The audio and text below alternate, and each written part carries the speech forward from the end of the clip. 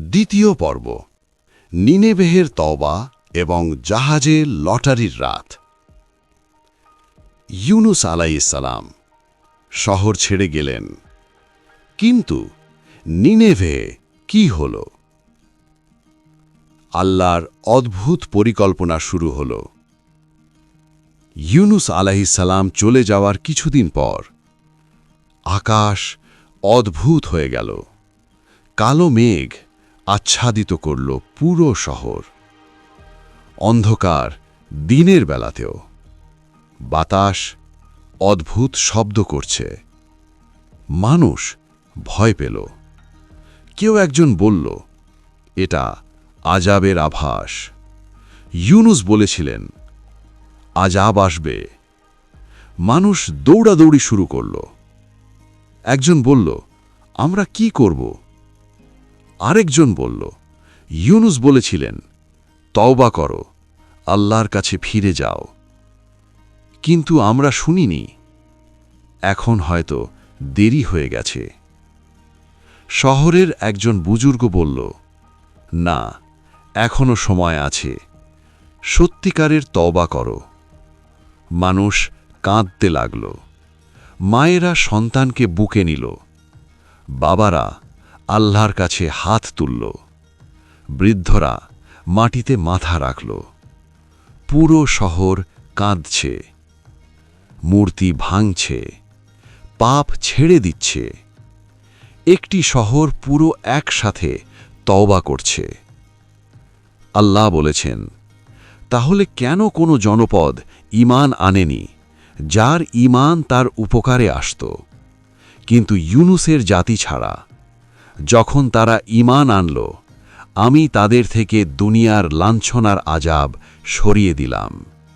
সূরা ইউনুস আয়াত ৯৮। আযাব সরে গেল। কালো মেঘ সরে গেল। আকাশ পরিষ্কার। নিনেভে বেঁচে গেল। ইতিহাসে এই একটিই জাতি আযাব দেখার আগে তওবা করে বেঁচে গেছে। কিন্তু ইউনুস আলাইহিস সালাম তখন কোথায়? তিনি সমুদ্রের পথে। একটি বন্দরে পৌঁছালেন। সামনে একটি জাহাজ যাচ্ছে। তিনি উঠে পড়লেন। জাহাজ সমুদ্রে ছাড়ল। প্রথমে সব ঠিক। সমুদ্র শান্ত। কিন্তু হঠাৎ আকাশ কালো। ঢেউ বড় হল। ঝড় শুরু। বিশাল ঢেউ জাহাজ ডোবাতে চাইছে। মাঝিরা বোঝা কমাতে লাগল।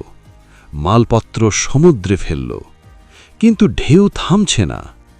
মাঝিদের বিশ্বাস ছিল, যখন এত বড় বিপদ আসে, কেউ একজন ভুল করেছে, তাকে সমুদ্রে ফেলতে হবে। কিন্তু কাকে? লটারি। সবাই লটারিতে অংশ নিল। প্রথম লটারিতে ইউনুস আলাইহিস সালামের নাম। মাঝিরা রাজি হল না। বলল, এই মানুষ সম্মানিত, অন্য কেউ হবে।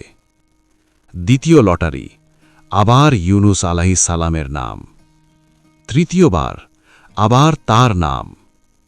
আল্লাহ বলেছেন, তারপর সে লটারিতে অংশ নিল এবং সে পরাজিতদের দলে পড়ল। সূরা সাফাত আয়াত ১৪১। ইউনুস আলাইহিস সালাম নিজেই বুঝলেন, এটা আল্লাহর ইঙ্গিত। তিনি নিজেই সমুদ্রে ঝাঁপ দিলেন। বিশাল কালো সমুদ্র। রাতের অন্ধকার। ঢেউয়ের মাঝে একজন মানুষ। তারপর আল্লাহর আদেশে একটি বিশাল মাছ এলো। মাছ ইউনুস আলাইহিস সালামকে গিলে নিল। আল্লাহ বলেছেন, তখন বড় মাছ তাকে গিলে নিল। সূরা সাফাত আয়াত ১৪২। এই পর্বের শিক্ষা। প্রথম শিক্ষা, তওবা যখনই করো, আল্লাহ কবুল করেন।